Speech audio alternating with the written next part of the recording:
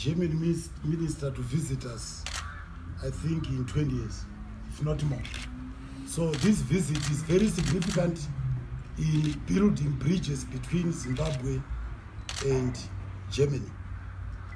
We have had a very fruitful discussion, very wide-ranging, touching on a lot of issues: our debt to Germany, our global debt, and what needs to be done to resolve those issues.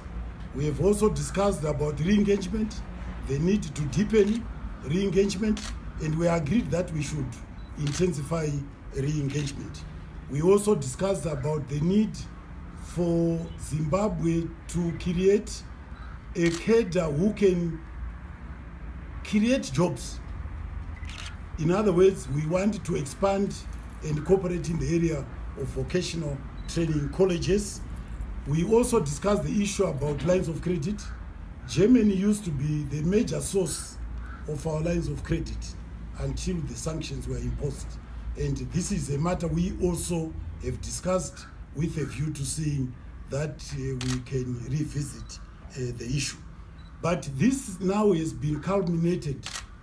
culminated in the agreement that we start a joint commission between the Federal Republic of Germany and Zimbabwe. And